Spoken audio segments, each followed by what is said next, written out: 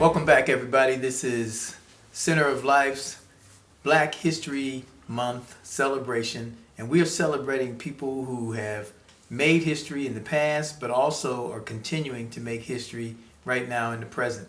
We've been working to bring your attention to people who you may not hear about during Black History Month.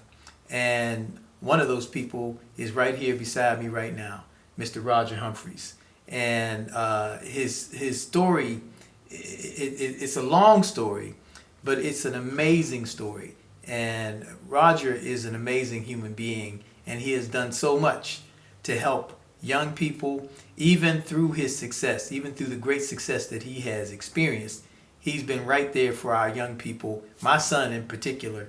And I'm so honored to be able to sit with what I consider, and what many of us in the music world and others outside of the music world consider a living legend. And we're going to talk a little bit about his life, but first of all, I just want to say thank you, sir. Thank you for the interview. Thank you, Tim, for having me, man. And thank you for joining us on this day, Yes. because this is so important, you know. And learning about Black history, a lot of our kids don't understand the foundations. They don't understand some of the roots of where we come from. And for them to be able to appreciate the music that we created, that is really the backdrop of this country, you know. They need to hear more, you know, from people who were around and people who made their contribution. And of course, you know, when you started, you were very young working with a bunch of older guys. Mm-hmm. And these guys were much, much older than you. And you were on those drums, and, you know, you didn't see too much of that. Maybe George Benson was young, but I think you was younger than him when you were starting. So we want to hear more about how you got started, and you know, how you got to Pittsburgh, and you know, just everything. You know? Well, a lot of times, you know, Tim, I be thinking to myself, the drums picked me. You know, no matter how great you think you are and everything, yeah. If the instrument that you playing is not compatible, you know, it doesn't work that way. But I've been fortunate because I come from a musical family. My two older brothers, Lawrence was the one that played saxophone, and my brother Norman is the one who played drums. Mm-hmm. And Norman is the one who like taught me. But when I was a very early age, I played with my brother Lawrence, who's a saxophone player, and I was like 4, I guess about 4.5, whatever. And like I started then, man, and then, you know, getting it from I would kind of think from like my family, because they played music all the time, you know, sisters who sang and everything. I first went to Mary Jane College School, where I met my music teacher, Miss Skoda. And like I played there at the age of like 4.5 before I even started, you know, going to school, because I started, I think, when I was 5. Yeah. But anyway, I used to play with the school little orchestra and the other kids down there, and she helped me out a whole lot. But I also was playing, you know, outside. My people taking me to watch different people and to learn, you know, the music for real. And when I met Art Blakey, he you know, you wonder a lot of time, Art Blakey, you know, man, I met Art Blakey. Well, as a kid, and your family be around a lot of musicians, the older guys knew you before you knew them. Yeah. You know what I mean? Because you never a kid. But at that time, man, I met him, and he asked my parents, because he was at the Crawford Grill, could he take me on like the road and have me, you know, with tutors and all the. Sugar Child Robinson had the same thing, and he was in New York City. Mm-hmm. But thank God my parents said, no, we don't want him to do that. We want him to stay here so we could raise him, you know. And like after that, I just kept on playing, and then I had a chance to meet Max Roach, and met some of the greatest drummers, you know, Yeah. ever lived, man. And you know, that picture that you mentioned is a picture of you where the drums are much bigger than you, and you're sitting on those. So you must have been around 4 or something like that when you were on those drums. Yes, no question.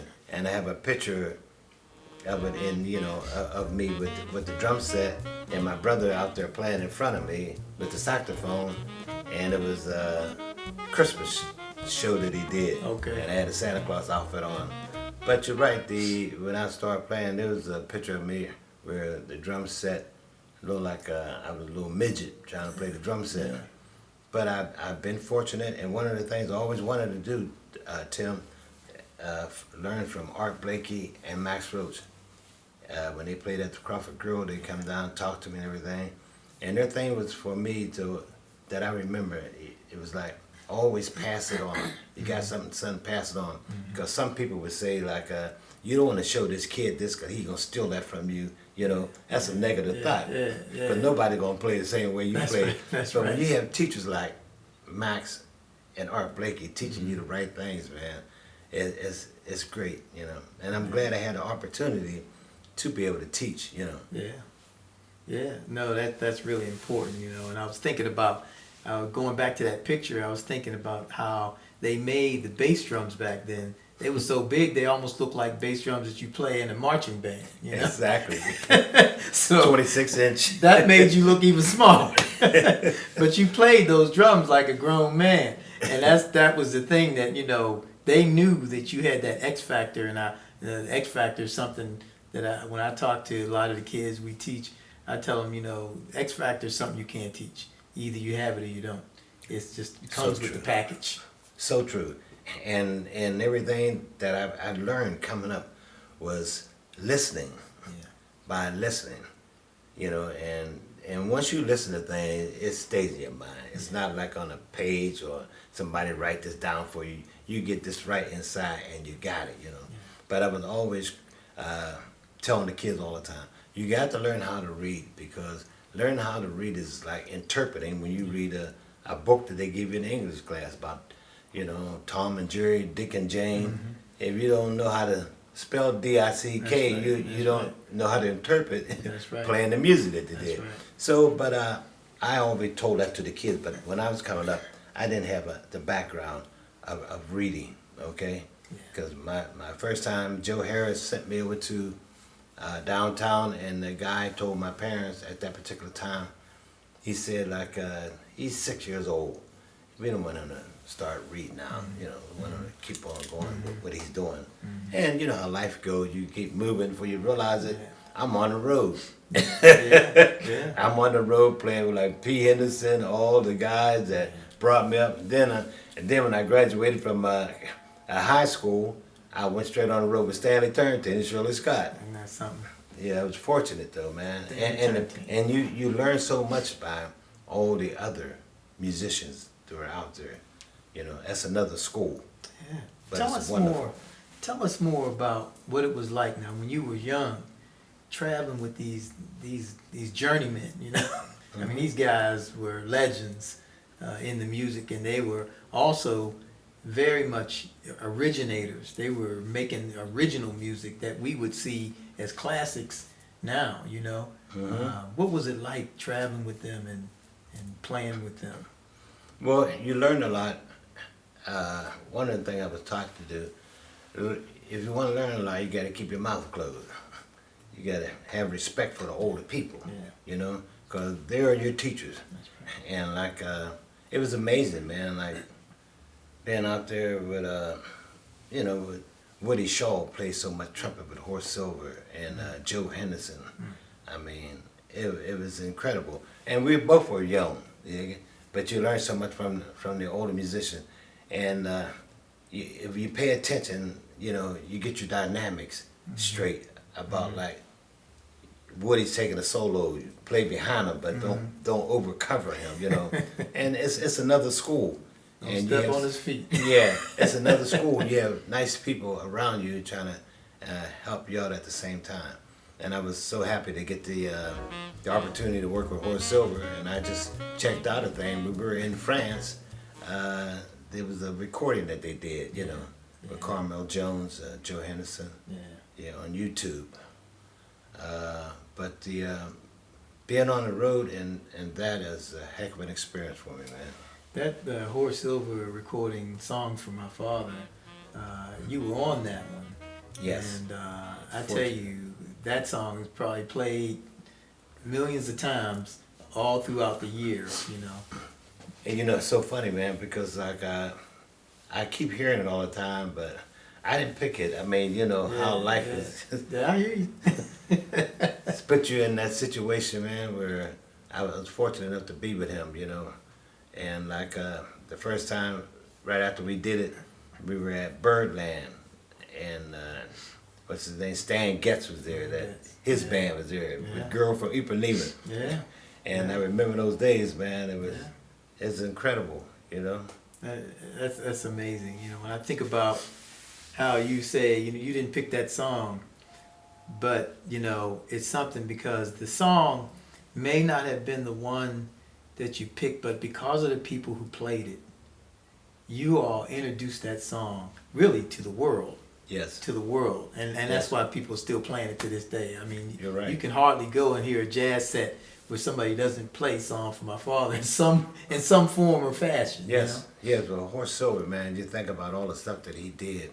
Jody Grind, Filthy McNasty, and Sister Sadie, and so many things he did before. You know, he did you know, "Song for My Father," but I was fortunate enough to be on that recording. You know. That's amazing. That's amazing. Tell me some of the countries that you went to, Roger. Well, I know I've been to Germany, I've been to France, been to England, I've been to Spain. Wow. And there was another one. I wish I had wrote them all down for you. Yeah. But there was only a couple more you dig that I remember that we had a good time. You know, one thing I love about the music, you don't have to speak to people English. You don't have to speak that language, put it that way. But when you come to play people from another country, they will just play like a melody for you and just say, you know that tune? And you don't have to say yes or no. You just can repeat the melody. You dig it that they did, man. And like I said, man, at the time of life that I'm in now, at my age, man, I've been fortunate. I mean, I've been fortunate to be so many places that I have gone and to meet so many beautiful people out here, man. Yeah. And the music does it, you know? Yeah. Music does it. I thank God for that all the time. Well, I was thinking about Black history, you know, and how the power of the Black talent in America that really crossed over to many other countries. You know, when you went to these other countries, you heard them, I guess, trying to play our music, right? Yeah, well, a lot of people played our music. It may not be spoken the same exact way we speak it, but they still play, you know, form of jazz where you know what they're playing, you know their language, and you get a chance to sit back and listen and enjoy every bit of it. And then a lot of times you may be asked to play, and that helps out, you know, put the icing on the cake because this is what you speak this language all the time, you know, the jazz language. What was it like when the, you know, what they call jazz, you know, because I know many of the artists back in those days didn't want to put a label on the music. They didn't want to call it jazz. But then later on, you know, as jazz as it was continuing to be played, then the bebop came up. What was it like doing that?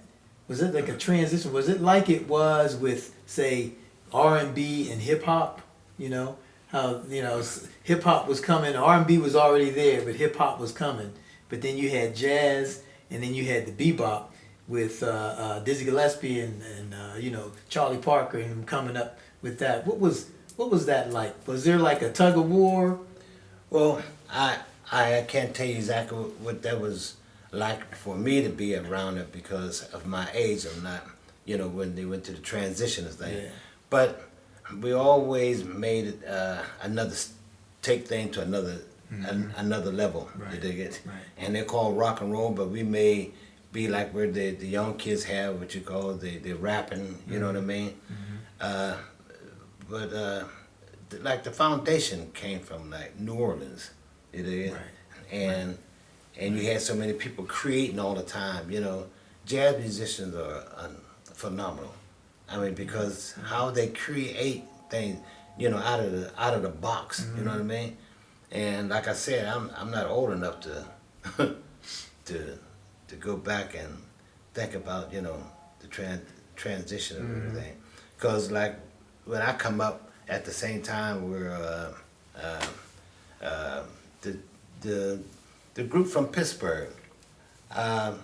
Bingo, Monday, and all of them, Marcel. And so therefore, you know, there was something right before that, you know, I'm just saying like style. Then they came up with something on their language or in their style of music. So music keeps growing. It keeps growing, man.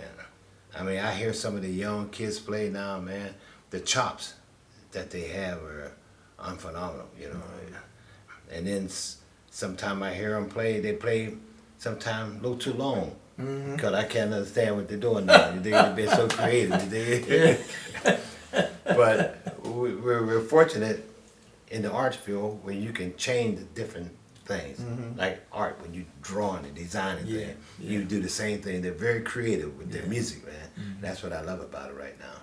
We're going to talk a little bit about your impact on some of these young people in a minute, but I want to talk just a little bit about, you know, what was it like as you were going through some of these years, like the 60s and the 50s, when they were, you know, when it was racism, you know, it was bad, and when you go and you play, pack out these theater houses, but then you couldn't eat at a certain restaurant, and all that other stuff. Did you experience some of those things, Roger? Yes, I did. I experienced that in West Virginia, and I went down to a club with a friend of mine. And when we went into the club, because he asked me to play, I was going down to play. And like what I love about life, same thing I brought up, but make a long story short, is when we got there, it was nothing but all white people, okay? And you run across a couple guys, man, you know, they're looking at you funny, because that's just how they are. And by the time I finished getting ready to set up my last piece, the club owner came out there and took the microphone and said, "Hey, let me tell you all something. If I catch anybody saying anything to this brother here, you're gonna belong to me." He was club owner, you know. I don't want to repeat the words that he said, but he said, "You're gonna belong to me." And he put the microphone up, and we had a good time. You dig it? And then when I joined Ray Charles, another incident come up, man, because we were in Mississippi, I think, and like. We're playing at the concert hall, but we had to stay at other black people's houses because you couldn't stay at hotels differently, you know. And I experienced that, you know. But what I love about me playing music, most of everybody that we run across and meet, man, is nice people. And the music does it. Otherwise, they wouldn't come out to see your music. That's right. So the music does something to you. The music brings the people out to come and hear you play and respond to be friends with you, you know.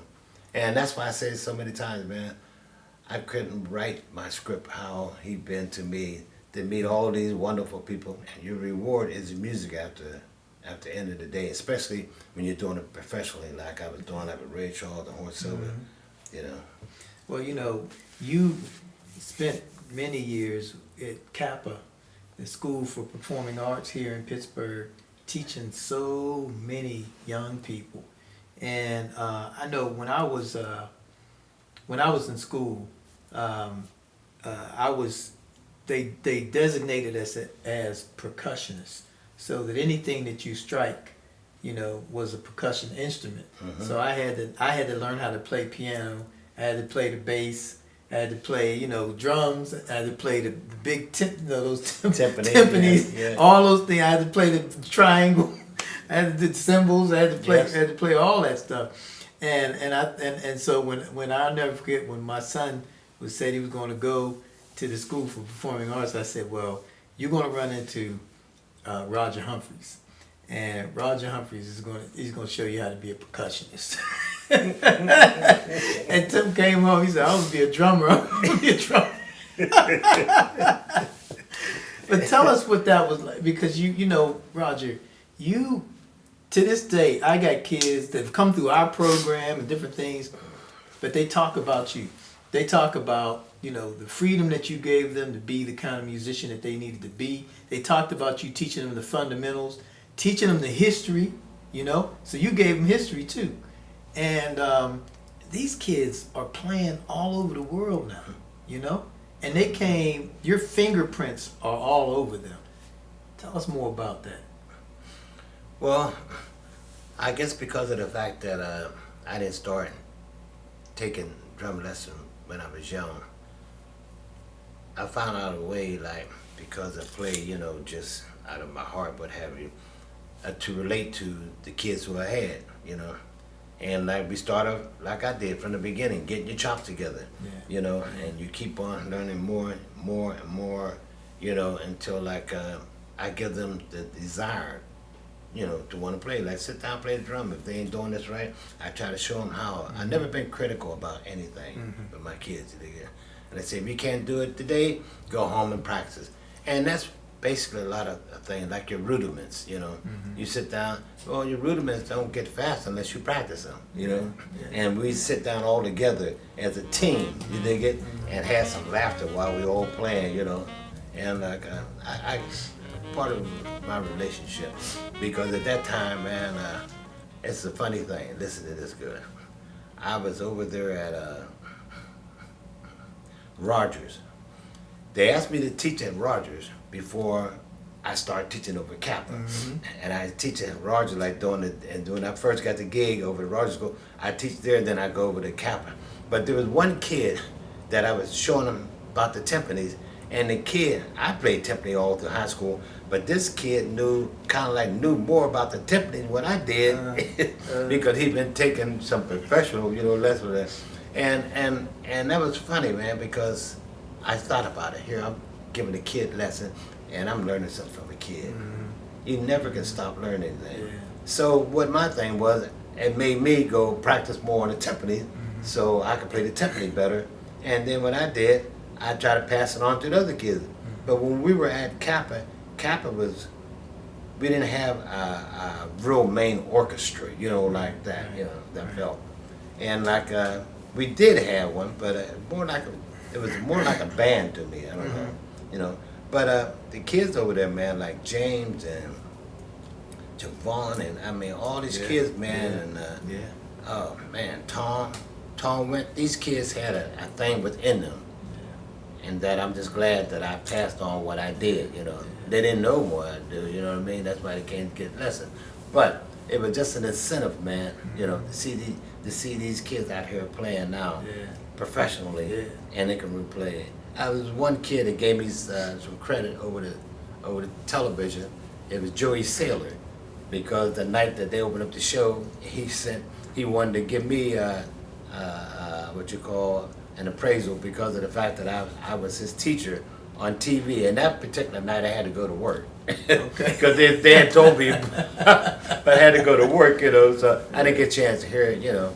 But it just goes to show you, man, we have some beautiful students out there. Beautiful kids, man, and they get along together. The most important thing, like they ask you, can you play? Just like you see the kids in school. They ain't no different when they come up, man. They just ask you, can you play? And if you can play, come on and join us. That's it. Well, you know, I would love to see a reunion of all the kids that learned under you. I would love to see them come back to Pittsburgh or wherever they are and be able to just come back and have a reunion, because there's so many of them, Roger. You probably can't count them all. There's so many of them that, you know, because they was watching you real close. I know my son was watching you real close. I know he was, because I know Julian Powell, he was watching you real close. Because both Tim and Julian, they used to have drum-offs where they compete against each other, you know? I believe you. There were two partners, man. But I can listen to them play, and I said, well, I see y'all both using some Roger Humphries stuff on each other. But it was rewarding to see that, you Yes. know. It Yes. said something about how you were teaching them and the way they were taking it in like a sponge. Because Yes. really, when they first start playing, they were playing more just like you. They didn't find their voice until a little bit later on, but they were playing like you. And then you were like the launch pad, the springboard for them to find themselves and find their own. Now both of them are just amazing, Tell me about it. amazing talents, you know. But, Yes, they are. But just- thank you. yeah. So let's get into just a little bit. You know, one of the things that you did also was you began to open up opportunities for jazz musicians to be able to come into a common place and find a place to really come and just really reach and just jam, you know. And you know, I've been in some of those sessions and I've seen you pull people, you know, out of the audience, and I've seen you have a house band there and everything. But it was a place for us to go. That was not. We said, you know, it was like church. It was like going to a different kind of church, you know what I mean? Yes. So we could listen to some music that you couldn't hear in church, you know, and you could see young people get an opportunity, see the young and the old together, you know, playing this music. And like you said, it wasn't a matter of talking; it was a matter of communicating through the instruments.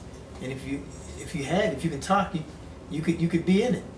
Exactly right. And I remember a place called the Liberty Lounge on the north side, where they had a night where it's called a jam session, you know, and everybody be invited if you can play. You dig it? Yeah. And it used to be, that's another school. Yeah. That's another school, Yeah. you know. And I'm glad that maybe we're getting back to it now where some place is going to be open, you know, so we have Yeah. jam session on Yeah. a particular Yeah. night. Yeah. That brings everybody together. The audience, not only the audience, but the musicians too. They come and play.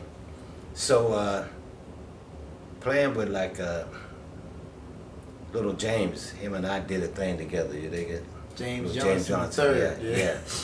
And it makes me feel good, like you said, to see so many kids who came through Kappa. And thank goodness we do have Kappa.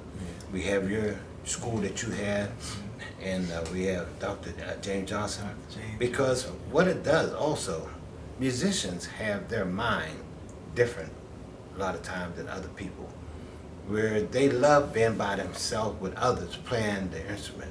And the more you have places like this, the more we can get our kids to go, because we need that right now to keep kids from being out there, not being occupied in their time with the instrument, to maybe get in trouble. Yeah. You know what I mean? And like, this is the most important thing that I think that I've been put down here for, besides my family, you know what I mean? To reach out, like the other guy said, man, see if we can help this kid. See if we can help this kid. A lot of kids don't have anything, you know? And it makes me feel good. So now, whatever the deal is, man, we're going to open up another joint for the jam session. That's it, man. We gotta do it. We gotta do it. We gotta do it. I can't wait. Yes, I'm we looking are. forward to it because I think what you did, Roger, was you created a clearinghouse for musicians because it was, and it was almost like a breeding ground where, you know, young musicians could sit and listen to people who were really good, and if they felt like they could get up there, Yes. then they could. But if they, you know, if they couldn't play, it wasn't safe to get up there.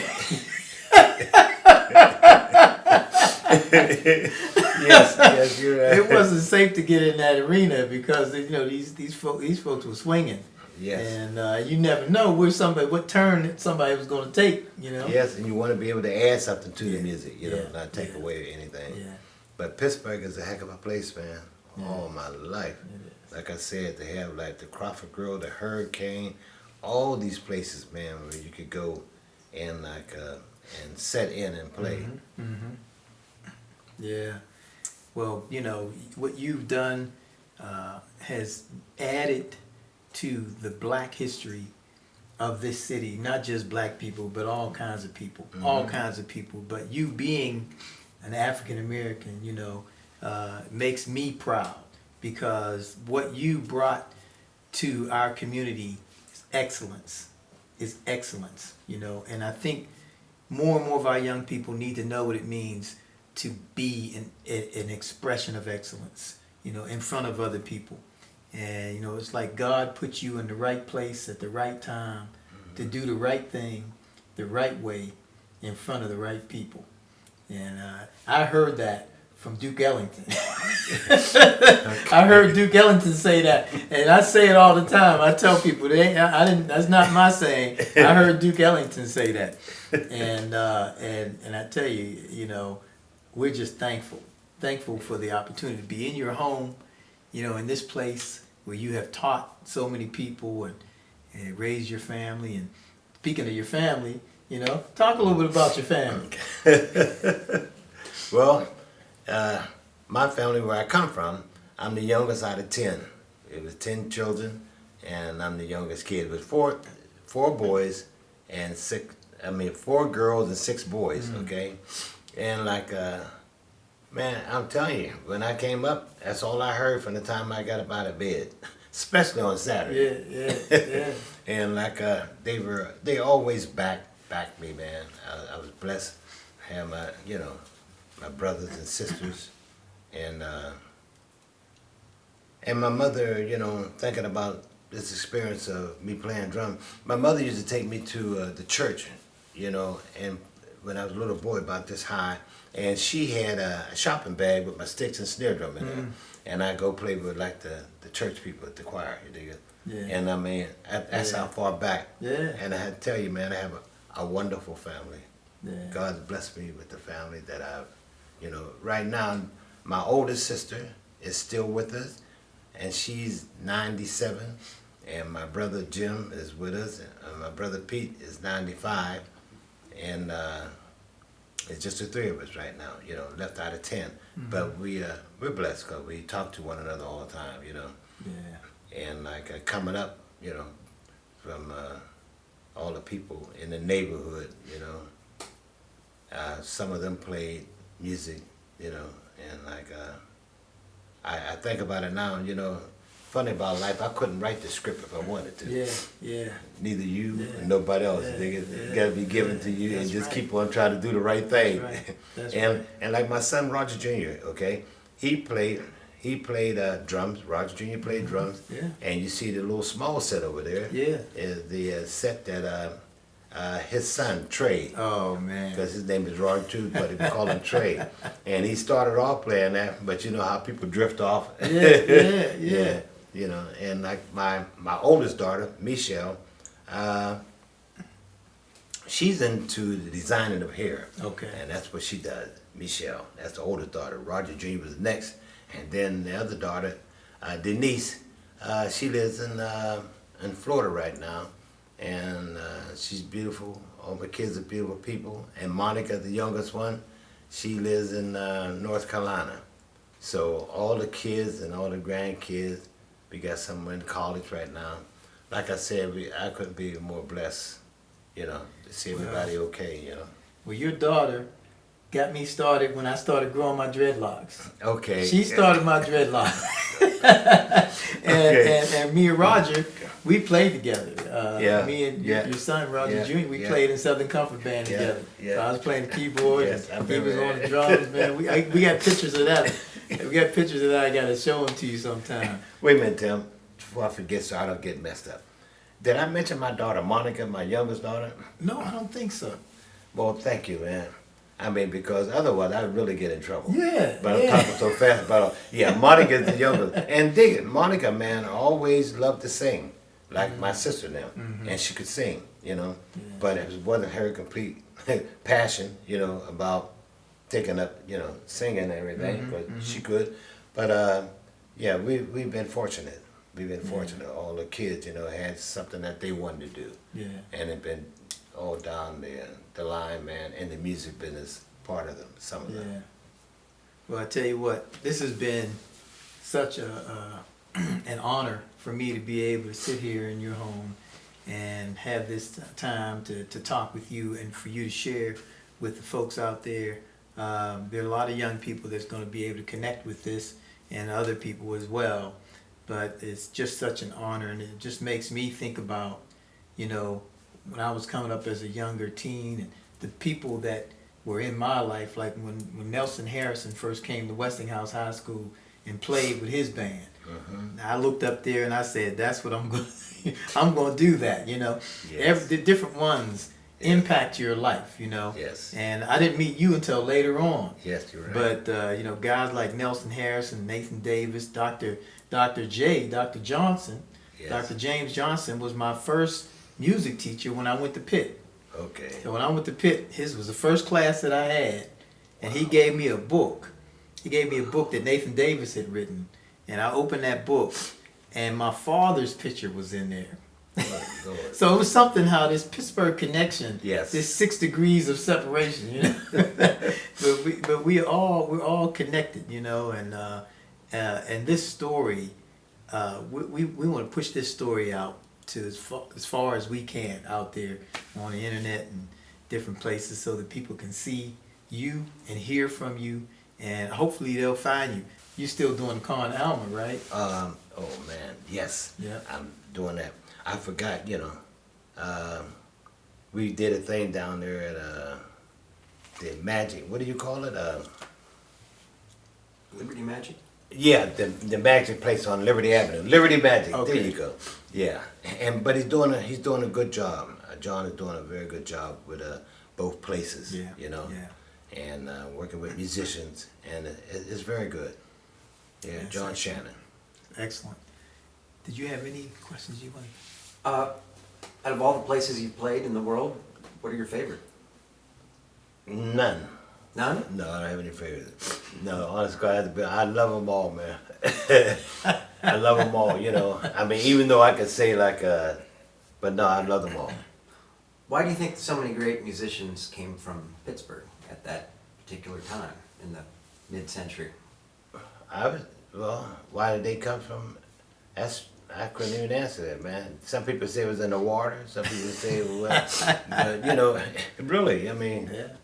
Billy Strayhorn and all these people come from here, and we're just fortunate.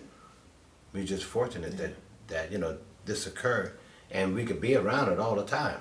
But I don't know why. Where can people see you play now in Pittsburgh?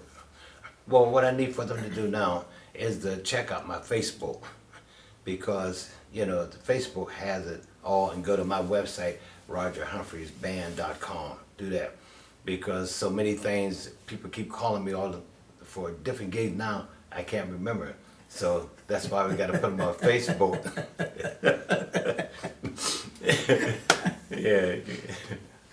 Well, that's Yes. great. But I thank you guys for having a good time today, man. Well, you know, I always end these sessions by saying something that was put out by James Brown. It's a call and response, and I'll say one part, and you got to respond. So I'm gonna see if you know what to say. Say it loud. I'm black and I'm proud. Come on, man. That's what it's all about. Thank you, Roger. Always, man. We good. Yeah.